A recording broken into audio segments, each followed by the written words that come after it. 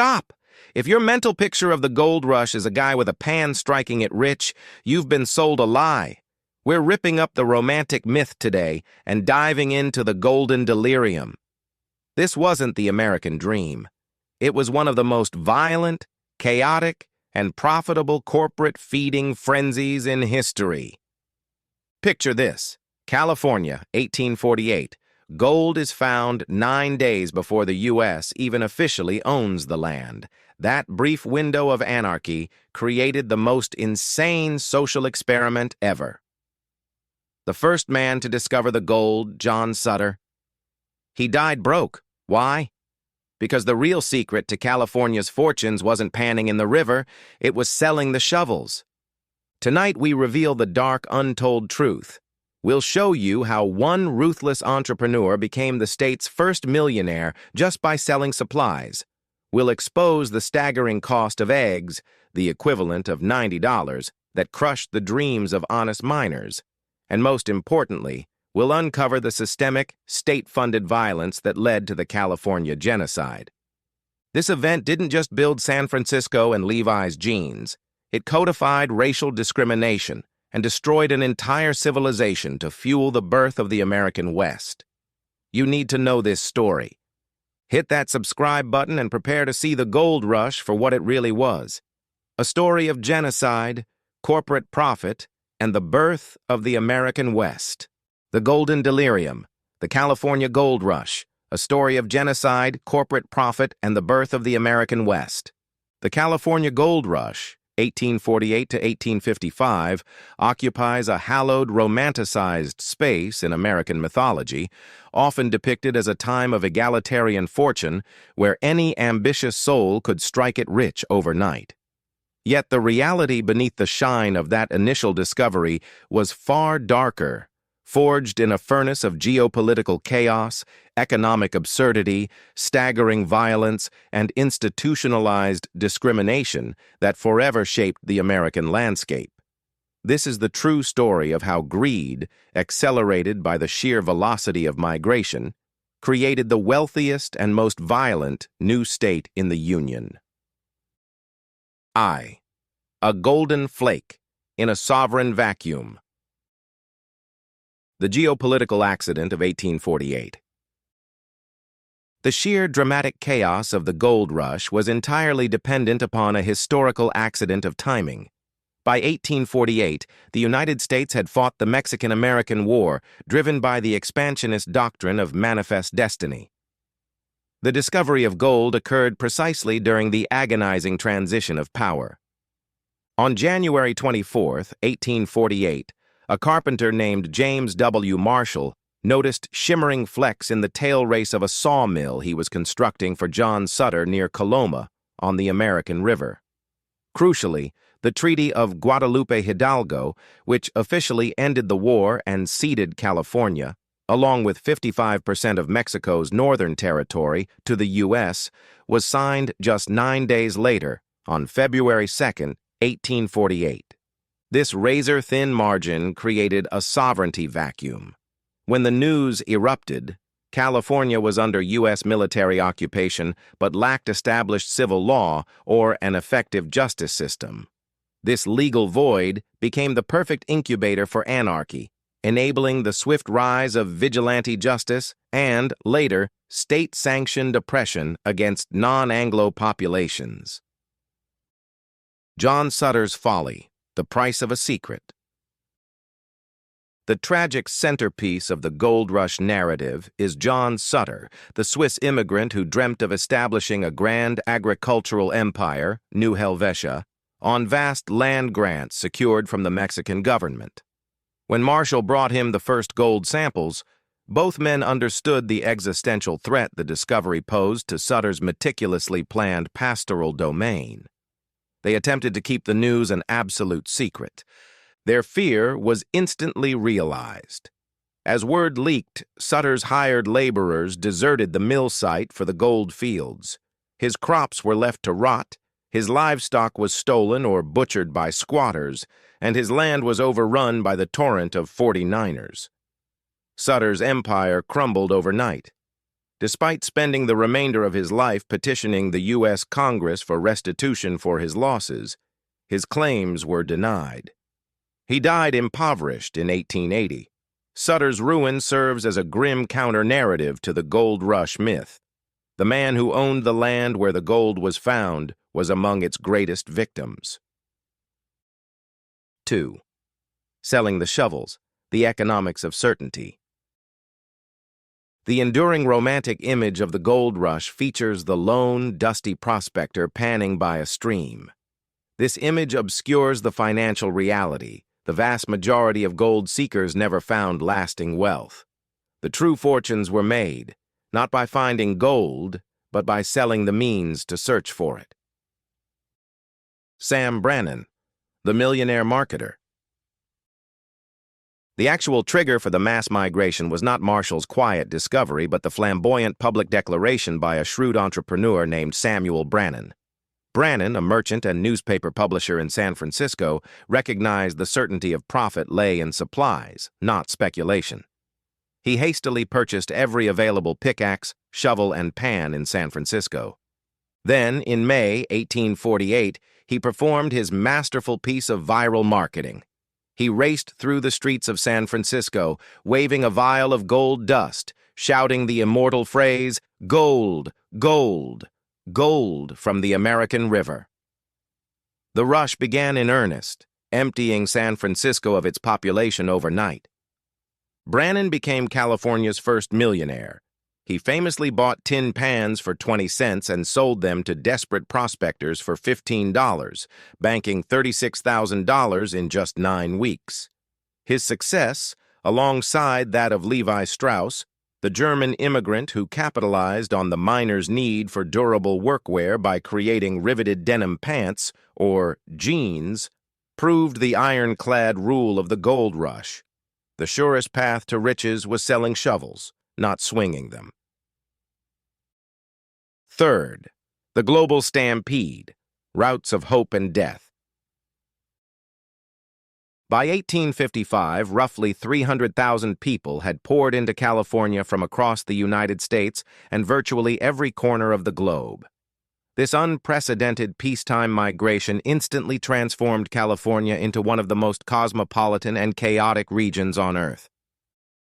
The treacherous journeys of the 49ers. Reaching the Golden State was a dangerous gamble, requiring grueling sacrifice and often costing the seeker their life. 3 primary routes defined the quest. The Overland Trail, the most heavily traveled, spanning over 2,000 miles. Migrants faced harsh deserts, unforgiving mountain ranges like the Sierra Nevada, and constant threats of disease and exhaustion. Around Cape Horn, the longest maritime route, covering 20,000 miles and consuming 4 to 8 months. It was a lengthy endurance test, marked by monotonous sea travel and the terrifying passage around the storm-ridden tip of South America. The Panama Isthmus, the fastest route, 33 to 35 days, but the deadliest. It involved a steamship to Central America, followed by a perilous overland trek across the Panamanian jungle, a breeding ground for tropical diseases like malaria and yellow fever, before waiting, often for weeks, for a connecting vessel on the Pacific coast. Cosmopolitanism and conflict. The early arrivals included Mexicans, Chileans, and Californios, who brought essential, advanced mining knowledge, such as the use of sluice boxes and the arrastra, a heavy stone mill for crushing ore. They were quickly followed by American 49ers from the East and thousands from Europe, Australia, and China. This convergence of cultures was not a harmonious melting pot. Anglo-American miners often viewed foreigners, especially successful ones, with suspicion and hostility. This tension rapidly metastasized into organized racism and legalized violence, particularly targeting Mexican and later Chinese miners. 4. The crisis of survival, economics of absurdity. The gold rush created an economy defined by a punishing, often absurd level of hyperinflation. While the gold flowed into the state, The lack of infrastructure, housing, and basic supplies placed merchants and suppliers in a position of near total control. For the average prospector, the immense cost of living turned the dream of riches into a grueling daily scramble for mere survival. Prices defied all logic. A single egg could cost the equivalent of $90 in today's currency. A breakfast of basic staples like bread, cheese, and sardines could run a miner $43, roughly $1,200 today. A plain slice of bread might cost $1 or $2 if buttered. Perhaps the most telling anecdote of this economic madness was the laundry crisis.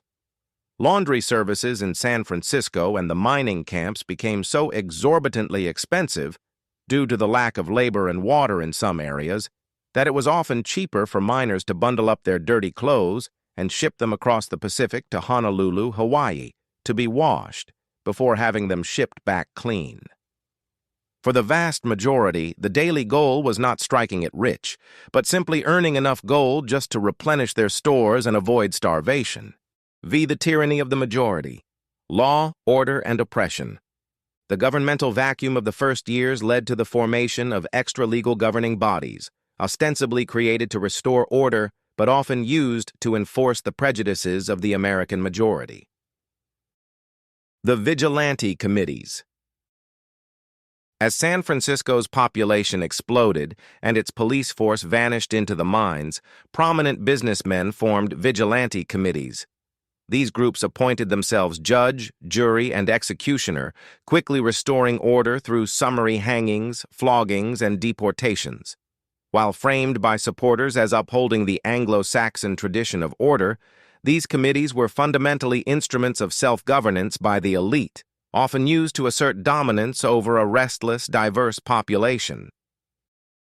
Institutionalized racism, the foreign miners' tax. Upon achieving statehood in 1850, the California legislature immediately moved to codify discrimination.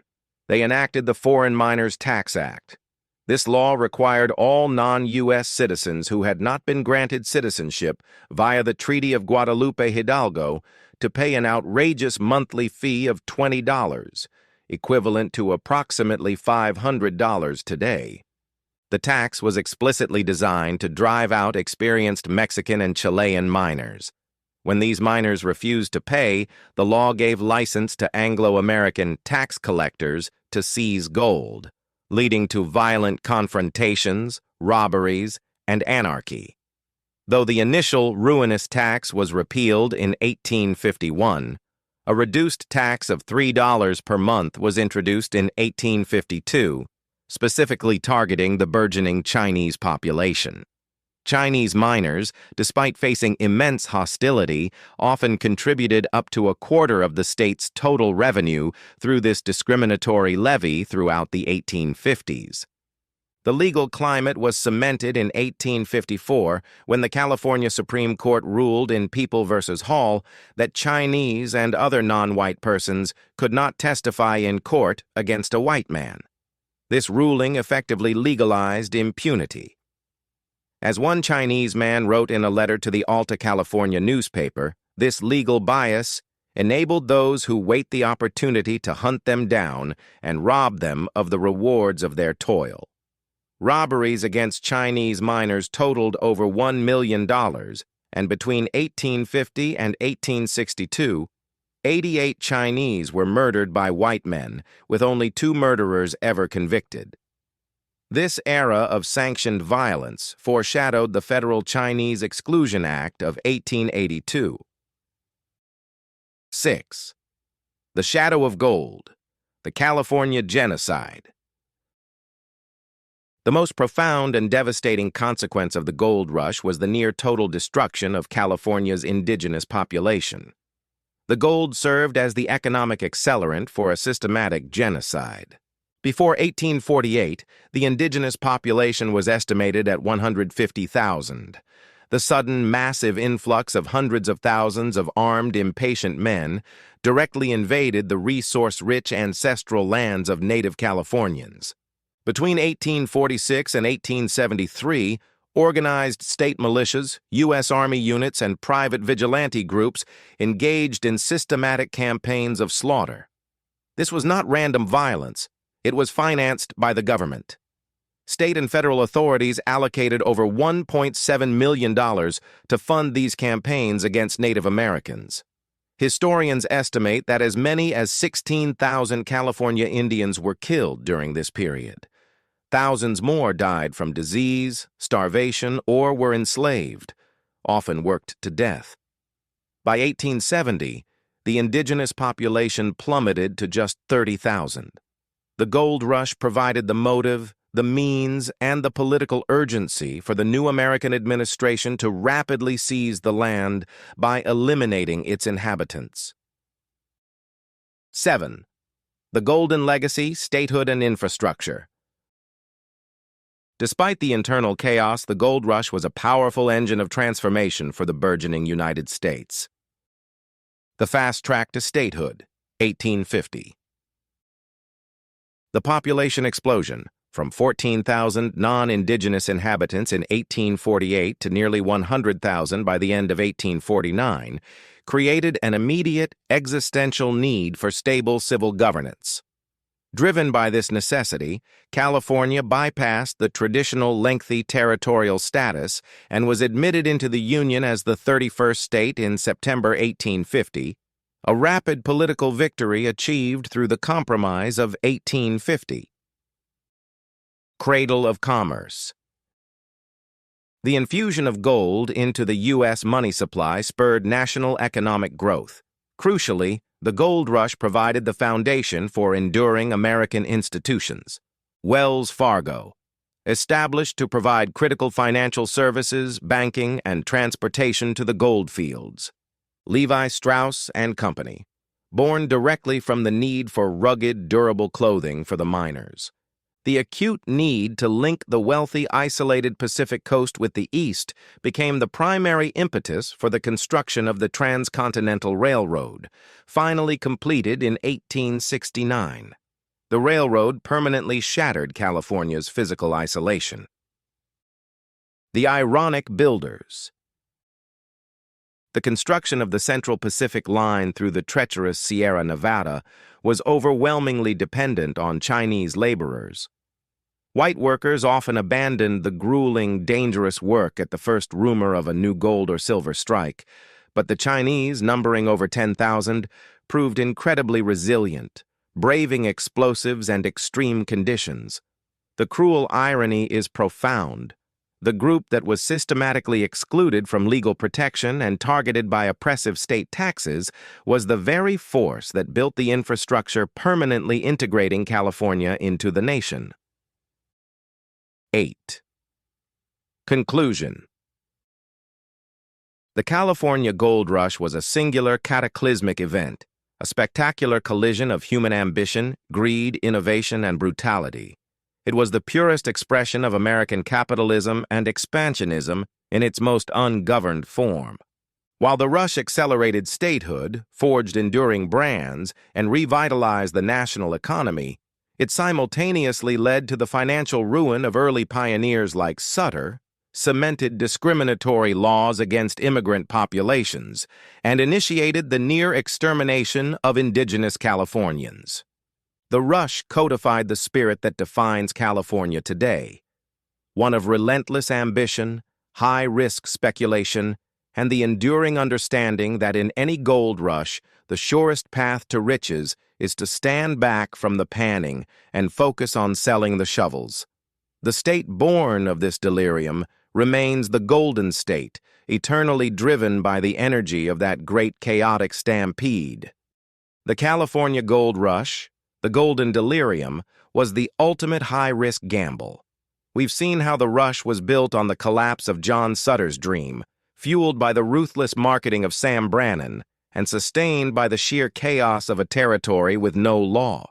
The illusion of easy riches gave birth to an economy of absurdity, where the price of a slice of buttered bread could shatter a man's dreams.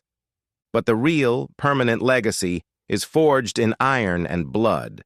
It accelerated California into statehood, spurred the creation of iconic brands like Levi's and Wells Fargo, and, in the ultimate irony, saw the Chinese laborers, systematically excluded from justice, build the very railroad that linked the Golden State to the nation.